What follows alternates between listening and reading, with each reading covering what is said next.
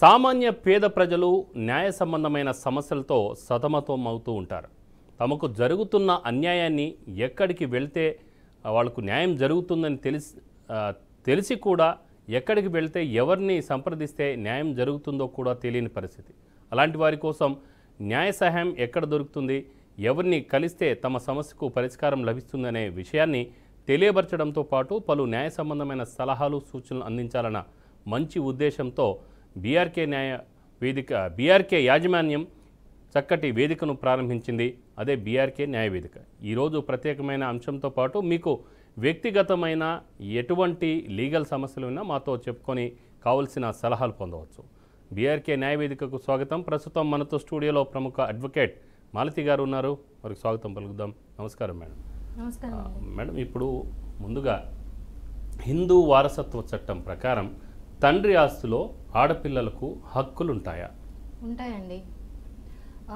Equal share, అబ్బాయిలకి ఎలాంటి share ఉంటుందో అమ్మాయిలకు కూడా ఈక్వల్ షేర్. ఇప్పుడు ముందు నుంచి కూడా షేర్స్ ఇచ్చేది, కానీ 2004 తర్వాత 2018లో చాలా అమెండ్మెంట్స్ అయినాయి.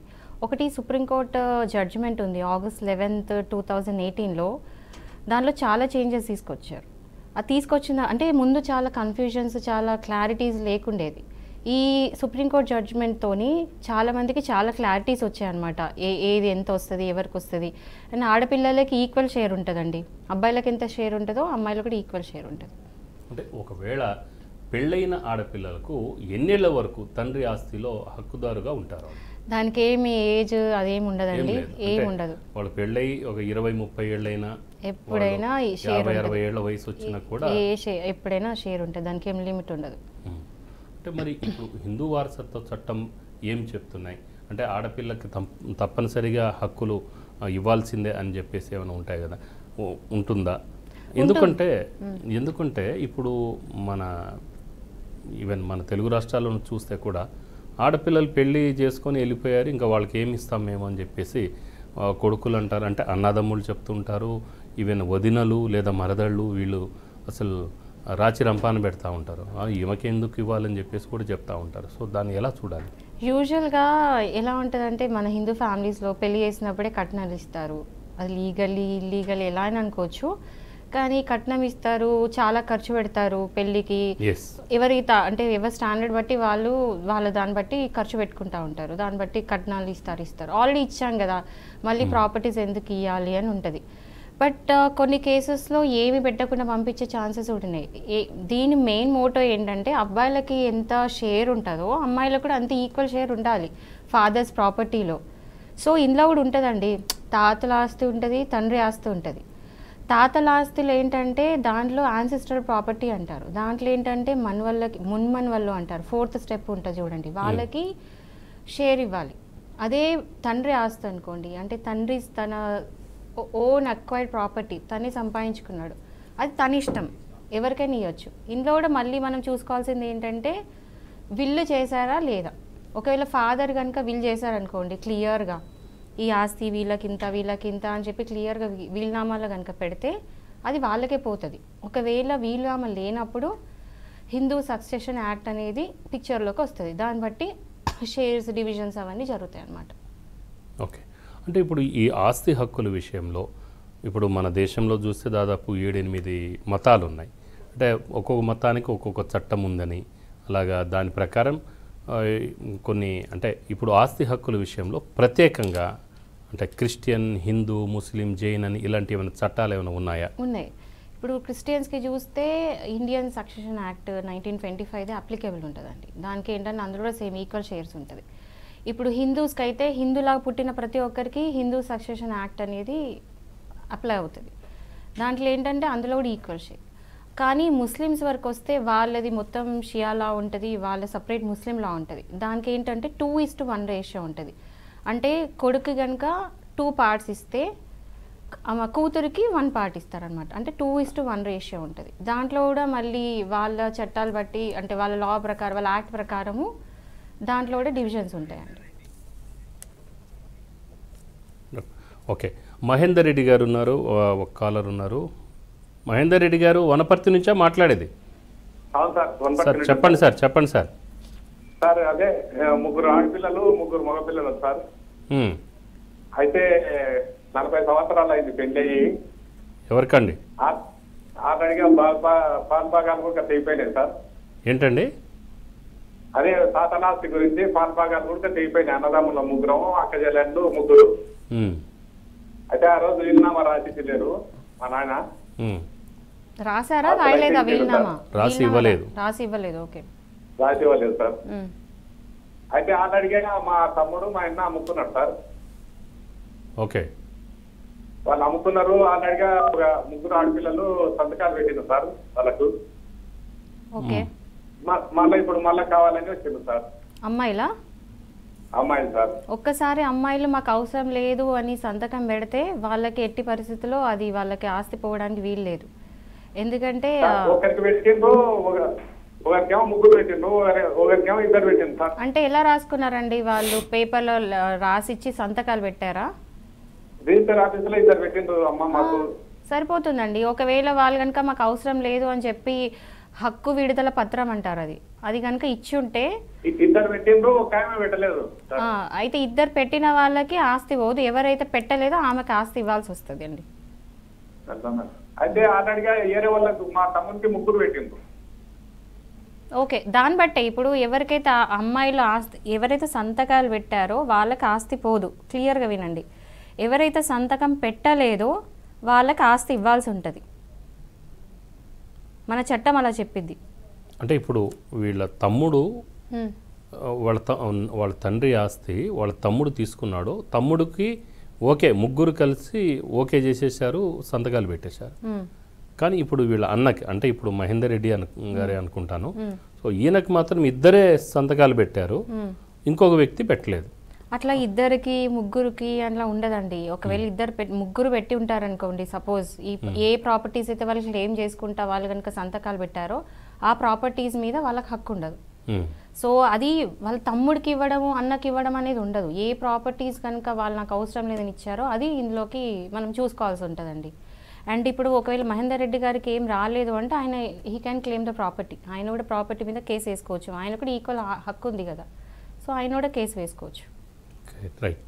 అంటే మేడం ఇంకొకటి, పిత్రార్జితం అని లేదా తాత సంపాదించిన ఆస్తి అని, అలాగనే మాతృ ఆర్జిత ఆస్తి అని చెప్పేసి 3 రకాలు చెప్పుకుంటాం ఇక్కడ. సో పిత్రార్జితం సారీ తాత ఆస్తి, దాని మీద హక్కులు ఎవరెవరికి ఉంటాయి? తాతల ఆస్తి అంటే ఏంటంటే, ఇప్పుడు ఒకవేళ తాత సంపాదించాడు, తర్వాత తాతకి ఒక కొడుకు, ఆ కొడుక్కి ఇంకో కొడుకు, ఆ కొడుక్కి ఇంకో కొడుకు, అంటే మునిమనవడు, 4 స్టెప్స్. ఎవరైతే మునిమనవాళ్ళు ఉంటారో వాళ్ళకి మాత్రమే దాన్ని యాన్సెస్టర్ ప్రాపర్టీ అంటాం. ఓకే. ఇప్పుడు ఒకవేళ మునిమనవాడు లేడు, జస్ట్ ఒక మనవాడు ఉన్నాడు అని తాత ఇంకా ఉన్నాడు అనుకోండి, ఆ తాతది ఏంటి? Self acquired property. సో ఆయన ఎవరికి ఇష్టమైన ఆయన ఎవరికైనా ఇచ్చుకోవచ్చు ఆయన ప్రాపర్టీ. దాన్ని తాతల ఆస్తి అనరు, దాన్ని సెల్ఫ్ అక్వైర్డ్ ప్రాపర్టీ అంటారు. ఓకే. అంటే ఇప్పుడు ఆస్తి హక్కు ఎవరికి ఉంటుంది? మునిమనవాళ్ళకి. ఇప్పుడు ఎంతమంది? ఇప్పుడు ఒక 3-4 కొడుకులు ఉన్నారు, ఆ 2-3 కొడుకులకు మనవాళ్ళు ఉంటారు. మనవాళ్ళకి వస్తుందా లేదా ముని మనవాళ్ళకి వస్తుంది? ముని మనవాళ్ళకి వస్తుంది, ఎందుకంటే ఆయన ఇంకా బతికే ఉన్నారు. ఓకే. ఇప్పుడు తాత చనిపోయాడండి, 4th స్టెప్ తాత ఉన్నాడు కదా, ఆయన చనిపోయాడు. ఆయన చనిపోయిన తర్వాత దాని తర్వాత ఆయన ముని మనవాళ్ళకి ఆ ప్రాపర్టీ అనేది వస్తుంది. ఒకవేళ జస్ట్ తాత కొడుకు మనవడు ఉన్నాడు అనుకోండి, అది సెల్ఫ్ అక్వైర్డ్ ప్రాపర్టీ అవుతుంది, యాన్సెస్ట్రల్ ప్రాపర్టీ కాదు.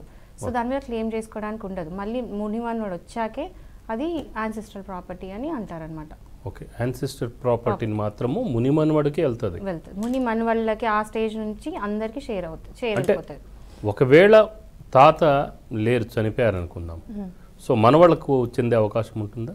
ఒకవేళ తాతకి లేకపోతే మన వాళ్ళకి చెందుతుంది. ఒకవేళ ఆయన ఎలాంటి వీలునామా చేయకుండా చనిపోయాడు అనుకోండి, అప్పుడు ప్రాపర్టీ షేర్ అవుతుంది.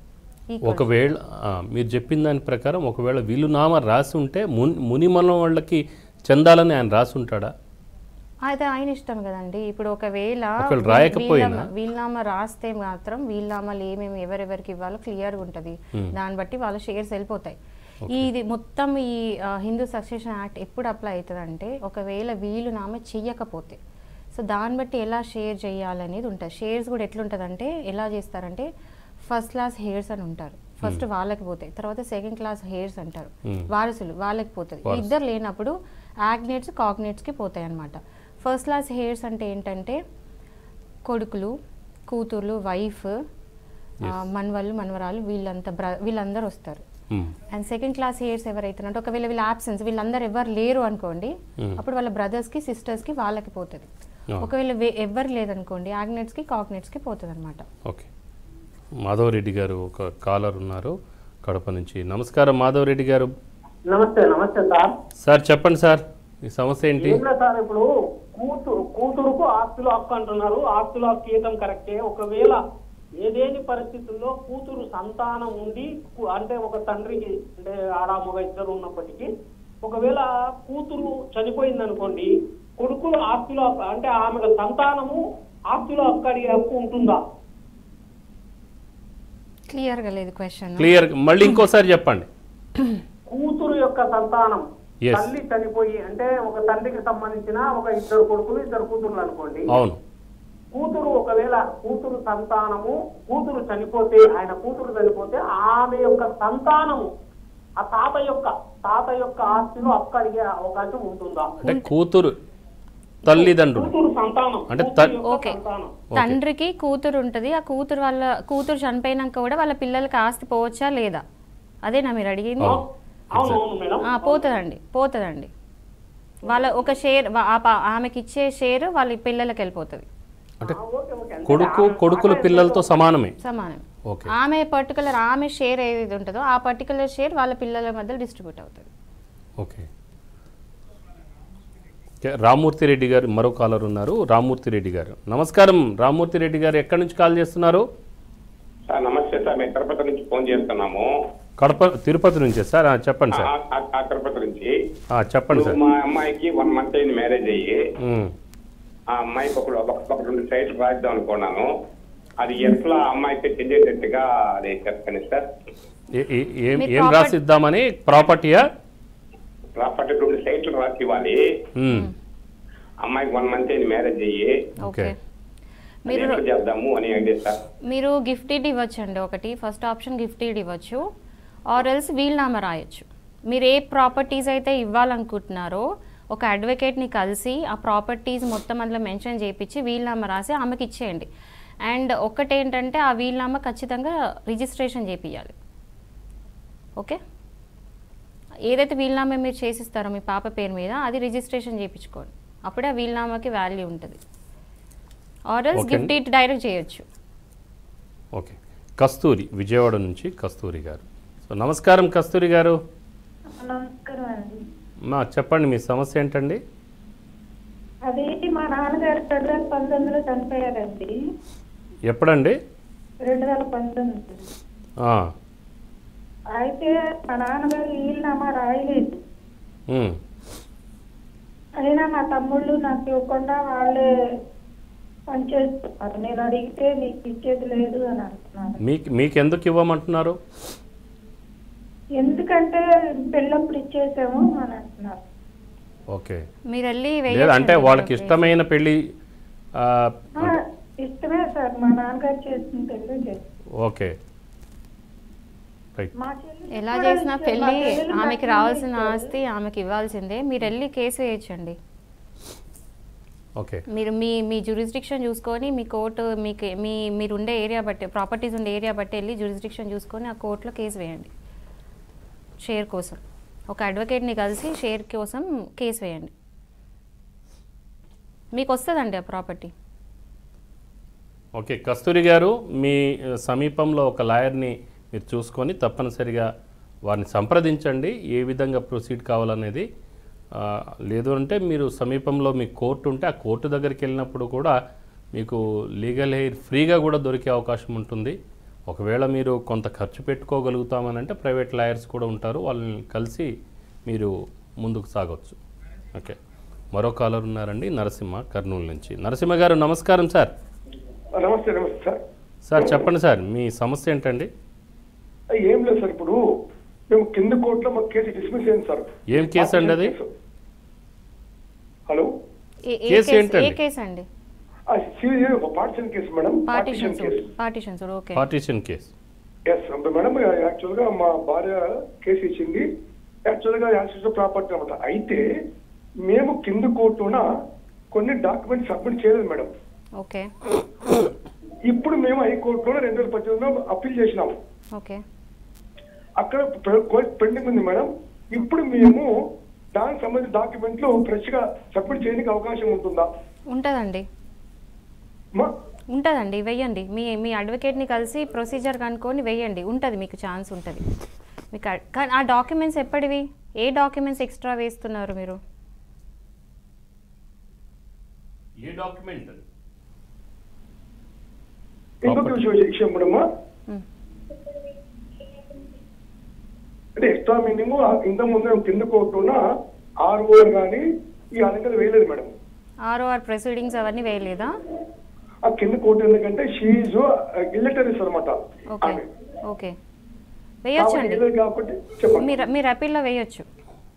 వేయచ్చు కదమ్మా. ఇంకొక విషయం కూడా అలాగే 1992లోన అందరూ కూడా మొత్తము ప్రాపర్టీ సంబంధించిన వాళ్ళందరూ కూడా జాయింట్ ఫ్యామిలీలో రాసుకున్నారు.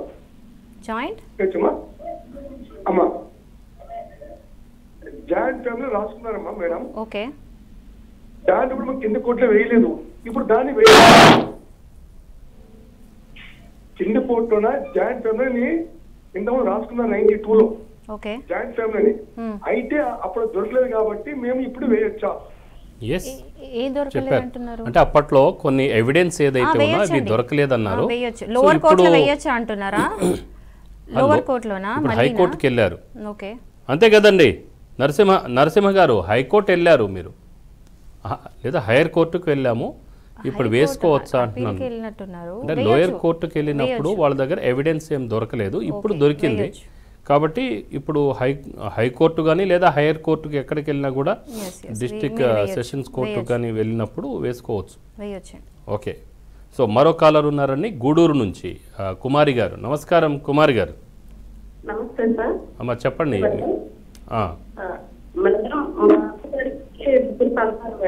సరిగా వినిపించట్లేదండి మీ వాయిస్. హలో అమ్మా. సార్ మా అత్తగారికి 3 కొడుకులు 1 కూతురు అండి. కూతురు భర్త చనిపోతే ఒక్క నిమిషం మళ్ళీ రిపీట్ చేయండి. మా అత్తగారికి 4 సంతానం 3 మగపిల్లలు 1 ఆడపిల్ల. అయితే అంటే బాబాయ్ గారు అంటే ఆడపడుచు భర్త చనిపోయిన తర్వాత మా అత్తగారే తీసుకొచ్చేసారు ఆవిడ్ని పిల్లలతో సహా. ఓకే. ఇప్పుడు వచ్చేసి మా అత్తగారు మాకు ఆ ఇంట్లోకి రానివ్వట్లేదు మేడం. ఓకే. మీకేం సంబంధం లేదు ఈ ఇంట్లోకి రావడానికి అని చెప్పేసానని మా ఆడపడుచుని పెట్టేసుకొని ఆమె మా మీద కేసు వేసేసింది, మీరు ఇంట్లోకి రావద్దు అని చెప్పాను.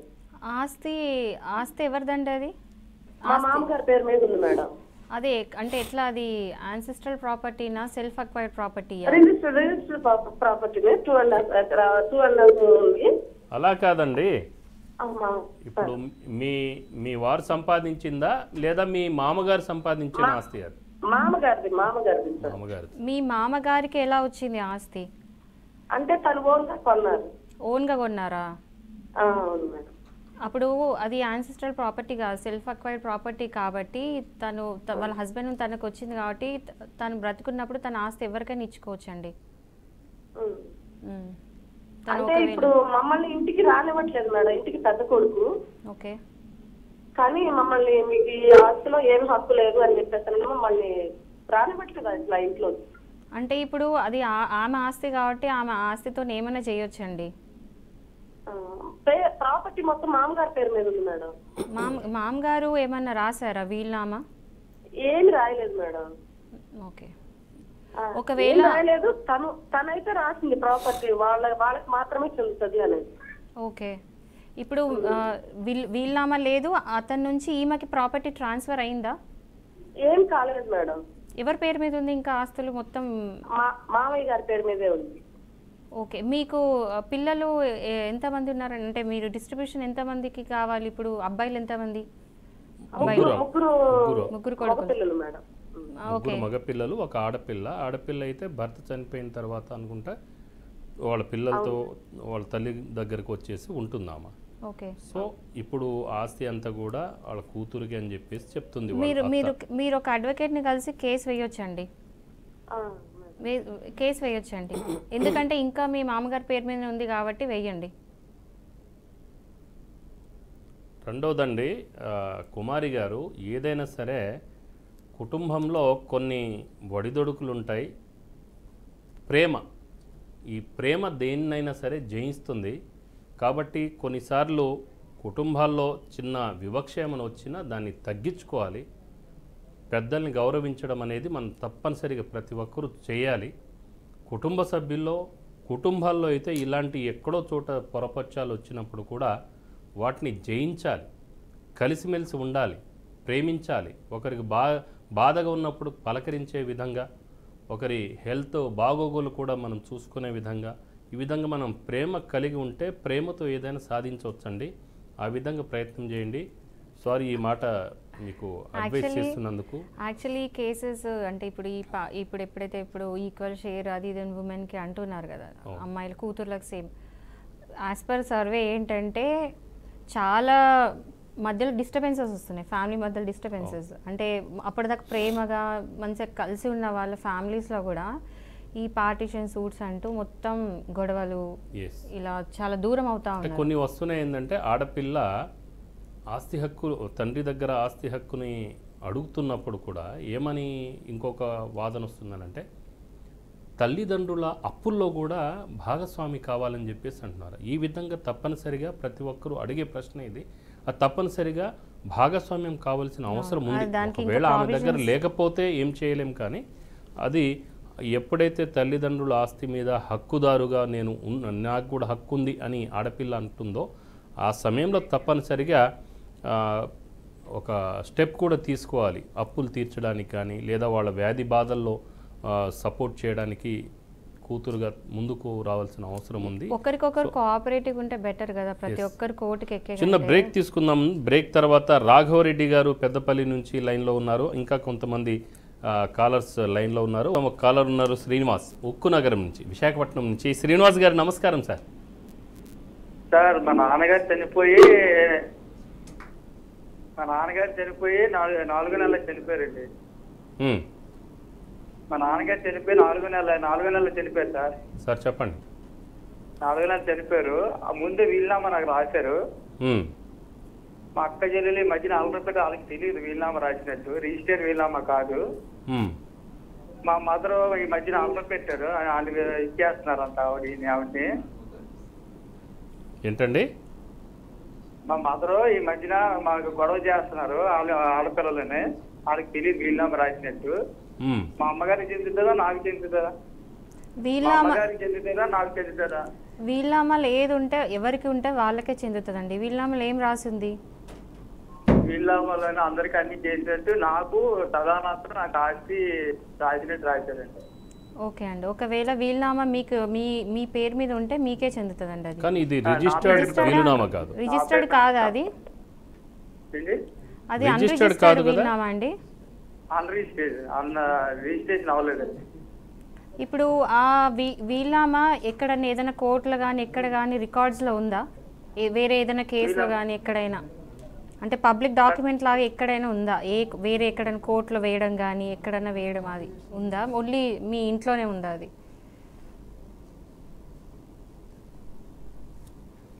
ఏ అంశంలో? ఓకే.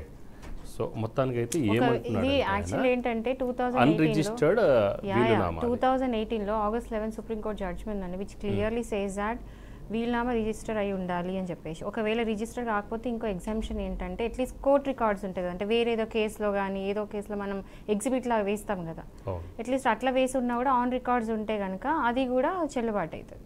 ఓకే. సో అన్రిజిస్టర్డ్ అంటే ఇంకా స్టిల్ ట్రై చూడొచ్చు. బట్ అన్రిజిస్టర్డ్ ఉన్నప్పుడు అంటే ఇప్పుడు ఎంతమంది అనేది చెప్పలేదు ఇక్కడ. శ్రీనివాస్ గారు లైన్లో ఉన్నారా?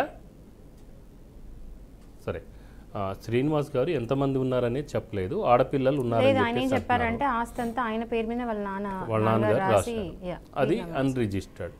సో దాన్ని ఏ విధంగా నమ్మాలి?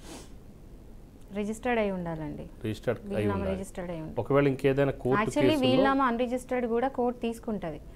బట్ ఏంటంటే ఈ పర్టికులర్ జడ్జ్మెంట్ తర్వాత మాత్రం రూల్స్ అన్ని చేంజ్ అయ్యాయి. అంటే ఇక ఈ ఆర్గ్యుమెంట్ జరగాలి కేసులో. ఓకే, ఒకవేళ లేని పక్షంలో ఆడపిల్లలకి తప్పనిసరిగా ఈ షుడ్ ప్రూవ్ అండి ఆ వీల్నామా జెన్యూన్ అని చెప్పి షుడ్ ప్రూవ్. సో ఎస్, ఒకవేళ జెన్యూన్ కాని పక్షంలో అది తప్పనిసరి యాజ్ పర్ పార్టీషన్ ఎలా ఇప్పుడు సక్సెషన్ యాక్ట్ ఏం చెప్తుందో దాని ప్రకారం డిస్ట్రిబ్యూషన్ జరుగుతుంది, పార్టీషన్ అవుతుంది. ఇంకొకటి మేడం, ఇప్పుడు ఎలాంటి పరిస్థితిలో ఆడపిల్లలు తమ తండ్రి ఆస్తి మీద హక్కును కోల్పోతారు? యాక్చువల్లీ దానికి 3 ఉంటాయండి, 3 ఎగ్జామ్షన్స్ ఉంటాయి. ఒకటి ఏంటంటే ఒకవేళ అది వాళ్ళ ఫాదర్ది సెల్ఫ్ అక్వైర్డ్ ప్రాపర్టీ అనుకోండి, ఆమె క్లెయిమ్ చేసుకోలేదు. ఓకే, తండ్రి సంపాదించిన ఆస్తి అంటే ఆయన ఎవరికైనా ఇచ్చుకోవచ్చు, ఆయన ఇష్టం అది. సో దాని మీద తండ్రికి తాత నుంచి వస్తే తండ్రి తాత నుంచి వస్తేనే ముత్తాతను అగైన్ ఈ ముత్తాతని కాన్సెప్ట్ గుర్తుపెట్టుకొని ముత్తాత నుంచి వచ్చి ఉండాలి. Four generations. ఒకవేళ సెల్ఫ్ అక్వైర్డ్ ప్రాపర్టీ అంటే ఆమె అడగరాదు. సెకండ్ ఏంటంటే ఒకవేళ రెలిక్విష్మెంట్ చేసి ఉంటే అంటే ఏమంటారు హక్కు విడుదల పత్రంలో సంతకం పెట్టుంటే ఈ ఆస్తిలో నాకు ఎలాంటి హక్కు లేదు అని చెప్పేసి ఏదో టైంలో రాసిస్తారు కదా, నాకేం అవసరం లేదు అని చెప్పి రాసిస్తారు, అది కూడా ఒక ఎగ్జామ్షన్. ఇంకా థర్డ్ ఎగ్జామ్షన్ ఏంటంటే ఒకవేళ 2014 డిసెంబర్ 28 ముందు కనుక పార్టీషన్ అయ్యి ఉంటే దాని మీద కూడా తను హక్కు ఉండదండి.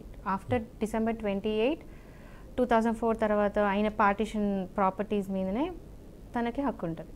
ఓకే, అంటే ఇప్పుడు కొంతమంది చెప్తారు ఒక 20 years తర్వాతన లేదంటే 15 years తర్వాతన అంటే మ్యారేజ్ అయిపోయి మొత్తం సెటిల్ అయిపోయి బయటికి వెళ్ళిపోయిన ఆడపిల్ల మళ్ళీ వచ్చేసి ఆస్తి హక్కు నాకు కావాలి అని చెప్పేసి అడిగితే ఇవ్వరు అని చెప్పేసి అంటున్నారు. అది ఎంతవరకు నిజం? ఏ సందర్భంలో ఈ పరిస్థితి? ఒకవేళ ఆల్రెడీ పార్టీషన్ 2004 లోపల అయిపోయి ఉంటే ఏం చేయలేమండి. ఒకవేళ పార్టీషన్ ఇంకా కాలేదు 2004 తర్వాత ఇంకా కాలేదు అంటే ఆమె క్లెయిమ్ చేసుకోవచ్చు, ఈక్వల్ షేర్కి క్లెయిమ్ చేసుకోవచ్చు. ఎన్ని ఇయర్స్ అయినా కానివ్వండి, ఇంకా దానికి సంబంధం లేదు. అంటే ఇప్పుడు మేడం ఇంకొకటి, మన హిందూ ముస్లిం క్రిస్టియన్ మన భారతదేశంలో భిన్న మతాలు ఉన్నాయి. సో ఇక్కడ ముస్లిం లాకి సంబంధించిన విషయంలో ముస్లిం లా ప్రకారము ఆడపిల్ల వారి తండ్రి ఆస్తుల్లో హక్కులు ఏమైనా ఉంటుందా? ఉంటాయండి. ఇప్పుడు ఒక పర్సన్ చనిపోయాడు అనుకోండి, సపోజ్ ఒక హస్బెండ్ చనిపోయాడు, చనిపోతే అందులో తన కొడుక్కి కూతురికి ఎలా వస్తుందంటే ఒకవేళ కొడుక్కి 2 parts వచ్చినాయి అనుకోండి, కూతురికి 1 part ఇస్తారు. అంటే 2:1 రేషియో. ఒకవేళ ఇప్పుడు 3 ఒక సపోజ్ ఒక 90 రూపీస్ ఆస్తి అనుకోండి, ఎగ్జాంపుల్ చెప్తున్నా, ఒక ఆస్తి విలువ 90 రూపీస్ అనుకోండి, 60 రూపీస్ వచ్చి అబ్బాయికి పోతుంది, 30 రూపీస్ వచ్చి అమ్మాయికి పోతుంది. సో 2:1 రేషియోలో అమ్మాయిలకు డిస్ట్రిబ్యూట్ అవుతుంది. ఒకవేళ హస్బెండ్ చనిపోయినప్పుడు వైఫ్ బతికే ఉందనుకోండి, ఒకవేళ విడో బతికే ఉంది, తన వైఫ్ బతికే ఉంటే ఆమెకి 1/8 ప్రాపర్టీ పోతుందండి. 1/8 అంటే ఆల్మోస్ట్ 12.5%. అది వైఫ్కి పోతుంది. ఒకవేళ చనిపోయిన అతని వాళ్ళ నాన్న కానీ మదర్ కానీ బతికుంటే వాళ్ళకి 1/6 ప్రాపర్టీ పోతుందండి. సో వాళ్ళకి 1/6 ప్రాపర్టీ, వీడియోకి వచ్చి 1/8 ప్రాపర్టీ పోయిన తర్వాత మిగిలిన ప్రాపర్టీలోనే వీళ్ళు కూతుర్లు కానీ కొడుకులు కానీ డివాల్వ్ చేసుకోవాల్సి ఉంటుంది ప్రాపర్టీ. ఇలా ఉంటుంది డిస్ట్రిబ్యూషన్. ఒకవేళ ఈవెన్ ముస్లిం కమ్యూనిటీస్లో కూడా ఒకవేళ భర్త చనిపోయి లేదు అంటే భర్తతో విడాకులు తీసుకొని తల్లిదండ్రుల ఇంటికి వచ్చింది అనుకోండి అమ్మాయి, సో వాళ్ళకు ఎలాంటి డివోర్స్తోని దీనికి సంబంధం లేదండి. డివోర్స్కి ఎలాంటి సంబంధం లేదు. మామూలుగా ఎట్లా డిస్ట్రిబ్యూషన్ జరుగుతుందో అలానే జరుగుతుంది. జస్ట్ కూతురు అనే దాని కాన్సెప్ట్ చూస్తారు తప్ప ఆమె విడాకులతో వచ్చిందా విడో అయిపోయి వచ్చిందా అనేది చూడదు. ఓకే, సో మొత్తానికి అయితే ఇప్పుడు హిందూ కానీ ముస్లిం కామన్గా చూసుకుంటే ఈ పెళ్ళై వెళ్ళిపోయిన తర్వాత కూడా కొందరు తమకు తండ్రి ఆస్తిలో హక్కులు ఉన్నట్టు కూడా కుటుంబ సభ్యులకు ఇబ్బంది కల్పిస్తూ అంటే చూడండి, అంటే అక్కడ తాత ఆస్తి ముత్తాతల ఆస్తి అని చెప్పేసి మనం ఇందాక మాట్లాడుకున్నాం. అంటే రీసెంట్గా ఈవెన్ లాస్ట్ 1-2 months బ్యాక్ కూడా మనం చూసాం. ఆంధ్రప్రదేశ్లో మాజీ ముఖ్యమంత్రి జగన్మోహన్ రెడ్డి గారు, మాజీ ముఖ్యమంత్రి వారి తండ్రి డాక్టర్ వైఎస్ రాజశేఖర రెడ్డి గారు, ఆయన ఆస్తులు ఏదైతే ఉన్నాయో ఆస్తుల్లో నాకు కూడా సమాన వాటా ఉంది అని చెప్పేసి వైఎస్ షర్మిల గారు కూడా కోర్టులో కేసు వేసింది వాళ్ళ అన్న మీద. మూడు So, దీన్ని ఎలా ఎగ్జామ్షన్స్ చూడాలి? చెప్పాను, 3 ఎగ్జామ్షన్స్ ఇచ్చాను కదా మీకు ముందు. 3 ఎగ్జామ్షన్స్ ఉంటాయి. ఒక అంటే ఆడపిల్ల she cannot claim the property అని చెప్పిన దాంట్లో ఒకటి చెప్పాను కదా, ఒకవేళ సెల్ఫ్ అక్వైర్డ్ ప్రాపర్టీ అనుకోండి తనకి హక్కు ఉండదు. ఒకవేళ మీరు చెప్పిన కేసులో ఒకవేళ తండ్రి సంపాదించిన ఆస్తి అంటే తనకు హక్కు ఉండదు. ఒకవేళ తాతల ఆస్తి అంటే మాత్రమే తనకు హక్కు ఉంటుంది. అందులో తండ్రి ఆస్తి మీద తనకి ఎలాంటి హక్కు ఉండదు. ఓకే. అండ్ అక్కడ వీళ్ళనామా ఉందో లేదో మనకు తెలియదు. వీళ్ళనామా ఉంటే మాత్రం వీళ్ళనామాలు ఎవరి పేరు మీద ఉందో వాళ్ళకే పోతుంది. ఇక్కడ మెయిన్ క్రూషియల్ రోల్ ప్లే చేసేది వచ్చి అంటే మొన్న జరిగిన ఆ ఇష్యూలో గొడవల్లో కేవలము వాళ్ళ అన్న చెప్తున్నాడు ఏంటంటే, అంటే జగన్మోహన్ రెడ్డి గారు చెప్పారు ఏంటంటే నా చెల్లెలకి నేను ఆస్తులు ఇస్తానని కూడా చెప్తున్నాడు కూడా. అలాగనే ఈమె చెప్తుంది ఏంటంటే మా నాన్న చెప్పాడు ఇద్దరికి సరి సమానం అని చెప్పేసి అన్నాడని అంటున్నారు. అంటే ఆ వర్డ్ యూజ్ చేశారంటే అక్కడ వీలునామా రాయలేదని అర్థం. సో అలాంటప్పుడు అతను సెల్ఫ్ అక్వైర్డ్ ఆస్తులు అన్నప్పుడు మరి ఆమెకు చెల్లదు కదా, చెల్లదు. మరి మన వాళ్ళకి చెల్లుతుంది. సో ఇప్పుడు ఎలా ఆల్రెడీ కేసు అంతేనండి. ఒకవేళ క్లియర్ అండి, సెల్ఫ్ అక్వైర్డ్ ప్రాపర్టీ అంటే ఆమె ఏ విధంగా కూడా క్లెయిమ్ చేసుకోలేదు ప్రాపర్టీ. ఓన్లీ అంటే వాళ్ళ మనవాళ్ళు వాళ్ళే మాత్రమే క్లెయిమ్ చేసుకోగలుగుతారు. ఓన్లీ యాన్సెస్ట్రల్ ప్రాపర్టీ మాత్రమే షేర్ వస్తుంది ఆడపిల్లలకి. ఎస్. ఇంకొక విషయం అండి, అంటే ఇది కూడా ఒక ముఖ్యమంత్రి ఇంట్లో జరిగింది. ఆ తర్వాత మరొక ముఖ్యమంత్రి, మాజీ ముఖ్యమంత్రి, ఆంధ్రుల అందగాడు అంటే మన డాక్టర్ ఎన్టీ రామారావు గారి కుటుంబంలో కూడా జరిగింది. సో హిందూ వివాహ చట్టం ప్రకారం రెండో భార్య పిల్లలకు కానీ లేదంటే రెండో భార్యకు కానీ ఆస్తిలో కానీ లేదా ఒకవేళ తాత ఆస్తిలో వాళ్ళకి ఏమైనా హక్కులు ఉంటాయి? ఈవెన్ సెకండ్ వైఫ్ అయినా కూడా వాళ్ళ పిల్లలకి ఆస్తి చెందుతుందండి. సెకండ్ వైఫ్ పిల్లలకి ఆస్తి చెందుతుంది. అక్కడ పిల్లలు లేరు కాబట్టి, అంటే ఇప్పుడు డాక్టర్ ఎన్టీ రామారావు గారు రెండో వివాహం చేసుకున్నారు లక్ష్మీ పార్వతి గారిని. సో లక్ష్మీ పార్వతి గారు ఇప్పుడు ఎన్టీ రామారావు గారి ఆస్తుల మీద హక్కులు కలిగి ఉంటుందా? అవును, కలిగి ఉంటుంది. ఒకవేళ మన చట్టం ఇది కూడా చెప్తుంది, ఒకవేళ విడోస్ ఉన్నారనుకోండి, హస్బెండ్ చనిపోయిన తర్వాత విడోస్ ఉన్నారనుకోండి, ఆ ఇద్దరు వైఫ్స్ మధ్యలో ఈక్వల్గా డిస్ట్రిబ్యూట్ అవుతుంది.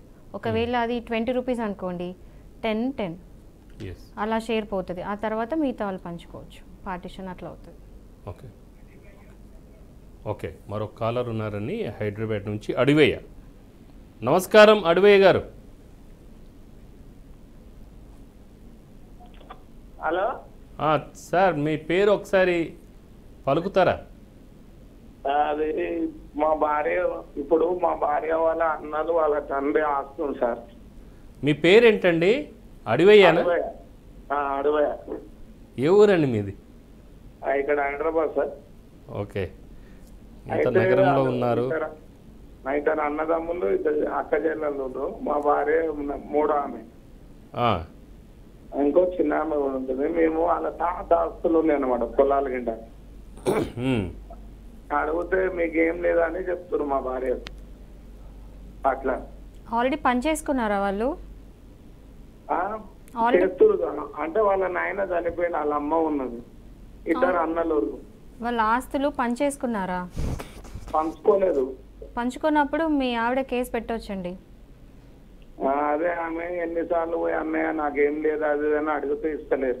అయితే వెళ్ళి కోర్టులో అడగండి, ఇస్తారు. ఇంకా వాళ్ళు ఇవ్వకపోతే కోర్టుకి వెళ్ళాల్సిందేగా. కోర్టులో ఎన్ని ఎకరాలు ఉన్నాయి వాళ్ళకి? ఎంతమంది పిల్లలండి వాళ్ళు? వాళ్ళు మొత్తం 5 మంది. అయితే ఒక అమ్మాయి చనిపోయింది, పెద్ద వాళ్ళ అక్క. ఇప్పుడు అక్క చెల్లెలు 2, అన్నలు 2. ఓకే. ఆ చనిపోయిన ఆమెకి పిల్లలు ఉన్నారా? ఉన్నారు సార్, పిల్లలు ఉన్నారు. వాళ్ళు మీరు కలిసి హక్కు ఉంటుంది కాబట్టి వాళ్ళకి కూడా హక్కు ఉంటుంది. చనిపోయిన అమ్మాయి యొక్క కొడుకులు కూతుళ్ళు ఎవరైనా ఉంటే వాళ్ళకు కూడా హక్కు ఉంటుంది. అలాగనే మీరు అంటే మీ ఆవిడతో మీరు కోర్టుకు వెళ్ళి ఒక లాయర్ని కలవండి, కలిసి ఏం చేస్తే ఆస్తి వస్తుందో అనేది ఒకసారి అడిగి దాని ప్రకారం ఆ ప్రొసీజర్ ఫాలో కండి. ఓకేనా అడివయ్య గారు? సో శ్రీనివాస్ గారు ఉన్నారు, మరో కాలర్ అనకాపల్లి నుంచి. నమస్కారం శ్రీనివాస్ గారు. సార్ నమస్తే sir. Good evening sir. Sir good evening madam.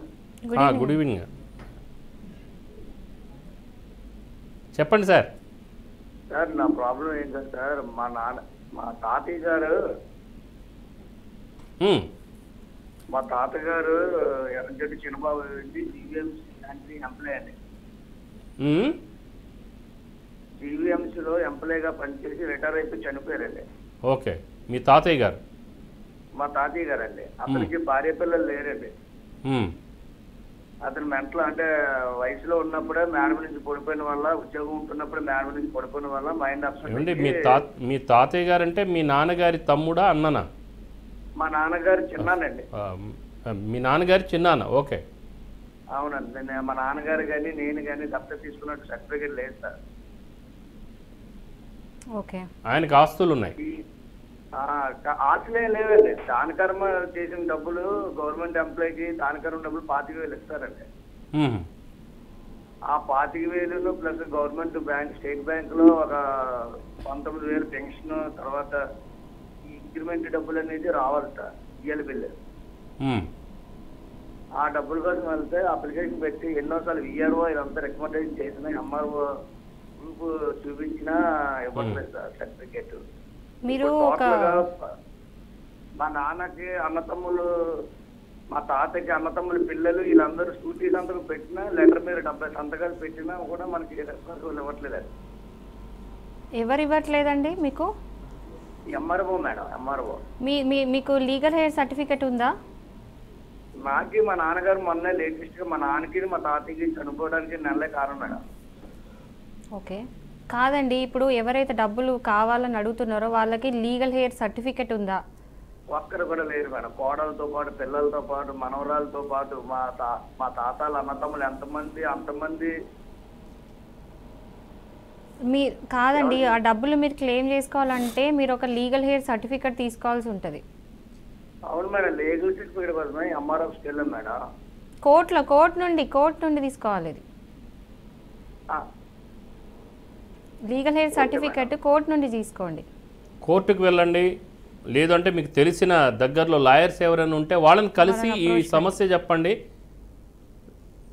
అప్పుడు వాళ్ళు ఒక సరైన ప్రొసీజర్లో వెళ్తే తప్పనిసరిగా మీకు లీగల్ హెయిర్ సర్టిఫికేట్ వచ్చే అవకాశం ఉంటుంది. ఆ విధంగా మీరు అప్లై చేసుకుంటే మీకు న్యాయం జరిగే అవకాశం ఉంటుంది.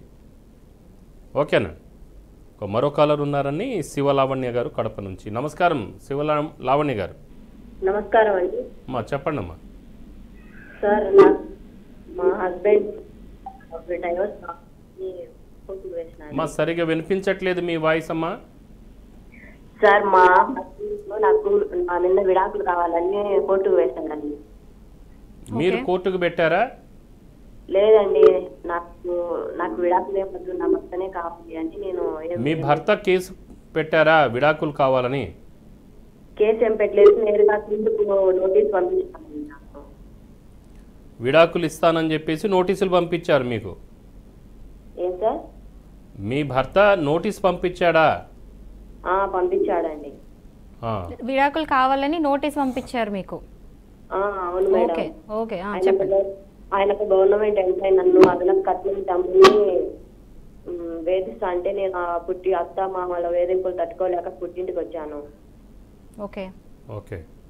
ఇప్పుడు నేను ప్రెగ్నెన్సీ టైంలో నాకు అన్నం పెట్టకుండా వాళ్ళు నన్ను కట్నం టాపో, స్థలం తీసుకురాపో, టాపో, ఇటాపో అని వేధిస్తా అంటే నేను 5 నెలల ప్రెగ్నెన్సీ టైంలోనే నా అమ్మ వాళ్ళ ఇంటికి వచ్చేసినాను. ఓకే. ఎంతకాలం నుంచి దూరంగా ఉన్నారు? ఏంటి సార్? ఎంతకాలం నుంచి దూరంగా ఉన్నారు? 5 months అయింది సార్. నేను 5 months లో నాకు 5వ నెలలో నేను పుట్టింటికి వచ్చినాను. ఇప్పుడు డెలివరీ అయినాను, బాబు పుట్టినాడు సార్. నేను ఆ విషయం మా హస్బెండ్ ఫోన్ చేసి చెప్పినాను సార్ నాకు ఇట్లా అని. చెప్పింటే నువ్వు నాకు పర్సనల్ గా ఏం కాల్ చేయొద్దు, పుట్టుకొచ్చి తెలుసుకో అని అంటున్నాడు సార్. అతను ఒక గవర్నమెంట్ ఎంప్లాయ్ సార్. న్యాయవాదులు పెట్టుకుని వాదించేంత అతనికి ఖర్చు ఉంది. కానీ మా అమ్మ వాళ్ళు బీదవాళ్ళు, కూలి పని చేసుకునే వాళ్ళు. ఓకే, ఇప్పుడు మీకేం కావాలనుకుంటున్నారు? ఓకే, నాకు ప్రాబ్లం అర్థమైంది. మీకేం కావాలి? ఇప్పుడు మీరు విడాకులు ఇవ్వాలనుకుంటున్నారా, ఇవ్వద్దు అనుకుంటున్నారా? భర్త కావాలనుకుంటున్నారా? అయితే మీరు ఒకటి రెస్టిట్యూషన్ ఆఫ్ కాంజుగల్ రైట్స్ అని ఒకటి ఉంటుందండి సెక్షన్ 9 కింద, హెచ్ఎంఏ కింద. సో మీరు వెళ్ళి ఒక అడ్వకేట్ని కలిసి మీరు కేసు వేయాల్సి ఉంటుంది. మీరు మీ అత్తగారింటికి వెళ్తా అని చెప్పి వేయడం అంటే మీ హస్బెండ్ వచ్చి మిమ్మల్ని వెనక్కి తీసుకెళ్ళడానికి వేసే కేసు అది. కానీ ఖచ్చితంగా మీరు కోర్టుకు వెళ్ళి ఒక అడ్వకేట్ త్రూనే వేయాల్సి ఉంటుందండి. ఒకవేళ మీకు ఖర్చు మీకు ప్రాబ్లం అనుకుంటే మీకు ఇది ఫ్రీ లీగల్ ఎయిడ్ ఉంటుందండి. అక్కడికి వెళ్ళి ఎవరినైనా లాయర్ని కలిసి నెక్స్ట్ ప్రొసీజర్ ఏందో చూసుకోండి. కోర్టుకు వెళ్తే మీకు ఫ్రీగా కూడా వాదించే వాళ్ళు ఉంటారండి. ఒకసారి అయితే మీరు కోర్టుకు వెళ్ళండి, మీ సమీప కోర్టుకు వెళ్ళి అక్కడ నుంచి ప్రొసీజర్ ఫాలో చేయండి. లాయర్ దాన్ని చెప్పినట్టుగా. రెస్టిట్యూషన్ ఆఫ్ కాంజుగల్ రైట్స్ అంటారండి.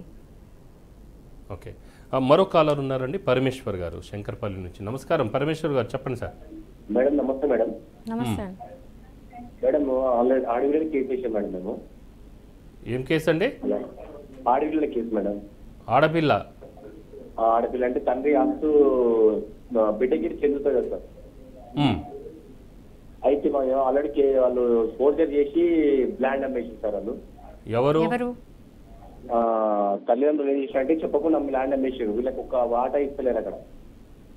మీ క్వశ్చన్ క్లియర్గా లేదండి, క్లియర్గా చెప్పండి. మేడం ఆడపిల్ల కేసు అంటే వాళ్ళ మీ భార్య అండి? మా మిస్సెస్ సార్. వాళ్ళ మిస్సెస్ ఓకే. వాళ్ళ తండ్రి ఆస్తిలో హక్కుదారుగా ఉన్నారు కాబట్టి వాళ్ళ తండ్రి ఏం చేశారు ఇప్పుడు అంటే ఈ అమ్మాయికి తెలియకుండా ఆస్తిని అమ్మేశారు. ఓకే. సో ఇప్పుడు ఏం చేయాలి? మాకు అయితే ఇప్పుడు ఆ తండ్రి మళ్ళీ సేమ్ ఇక్కడ పాయింట్ రైజ్ అవుతుంది. మళ్ళీ యాన్సిస్ట్రల్ ప్రాపర్టీనా సెల్ఫ్ అక్వైర్డ్ ప్రాపర్టీనా? ఆస్తి ఎవరిదండి? తాతల ఆస్తి సార్ అది. తాతల ఆస్తి అంటే వేయొచ్చండి కేసు. అమ్మేశాడు ఆల్రెడీ. అమ్మేసిన తర్వాత 2018 అమ్మింది సార్. ఓకే. అమౌంట్ వాళ్ళు తీసుకురు సార్, అన్నదమ్ములు తీసుకురు, తండ్రి తీసుకురు. మళ్ళీ మేము రిపీట్ వాళ్ళ మీద కేసు వేసాం మేడం. మరి మీరు ముందే వేసుకోవాలి కదండి కేసు, అమ్మే కంటే ముందే. అది తెలియదుగా మేడం మాకు. ఇప్పుడు అమౌంట్ అడగండి. అడిగిన మేడం. ఓకే. ఒకవేళ అమౌంట్ ఇవ్వకపోతే చెప్పండి చెప్పండి. బెదిరిస్తారు మేడం వాళ్ళు. ఓకే. తాతల ఆస్తి అంటే కూడా కాదండి, తాతల ఆస్తి అంటే ఏ తాతది? మళ్ళీ ఇప్పుడు అంటే మా అమ్మ వాళ్ళ తండ్రి మేడం. మా అమ్మ వాళ్ళ తండ్రిది మీద హక్కు ఉండదండి. మా అమ్మ వాళ్ళ తండ్రి మీద తండ్రికి ఉంటుంది. ఎవరు నాన్న? అవునండి, వాళ్ళ మా మిస్సెస్ వాళ్ళ నాన్న పేరు మీద ల్యాండ్ మేడం. ఓకే. ఆయన ఇప్పుడు ఆయన పేరు మీద కనుక ఆస్తి ఉంటే ఆయన ఏమైనా చేసుకోవచ్చు అండి, మీరు అడగడానికి ఉండదు. ఓకే. తండ్రికి బిడ్డకి ఆస్తి అంటే ముత్తాతది ఆస్తి. ముత్తాతది ఇంకోటి ముత్తాత మీకెళ్ళి తండ్రికి వచ్చింది మేడం. ఓకే. అది మ్యూటేషన్ అవ్వకుండా ముత్తాత తర్వాత తాత తర్వాత తండ్రి తర్వాత కూతురు అంటే 4 స్టెప్స్ అయితే మీరు కేసు వేయొచ్చండి. వేసి అమౌంట్ అడగండి. నిజంగా ముత్తాత నుంచి సంక్రమించిన ఆస్తి అయితే మాత్రము మీరు కేసు వేయవచ్చు, మీకు న్యాయం జరిగే అవకాశం ఉంది. ఓకేనండి. సో మొత్తానికైతే ఇవాళ ఈ కన్ఫ్యూజన్ ఉంటుంది ఎప్పుడు కూడా ఈ ఆస్తులలో. తాతల ఆస్తి అనగానే జస్ట్ తాత అని అనుకోవద్దు, ముత్తాత అంటేనే తాతల ఆస్తి అనమాట. అది యాన్సిస్ట్రల్ ప్రాపర్టీ అది. ఎస్. సో మొత్తానికైతే తండ్రి ఆస్తిలో కూతురి హక్కు అసలు ఎలా ఉంటుంది, ఎలా సంక్రమిస్తుంది, ఏ తాత నుంచి ఏ మనవరాలకి మనవాళ్ళకి వస్తుంది, అలాగనే తాత అంటే కొడుకులకు అలాగనే కూతురు కొడుకులకు కూడా ఏ విధంగా ఈ హక్కులు వస్తాయనేది చక్కగా మీరు అనాలిసిస్ చేసినందుకు ధన్యవాదాలు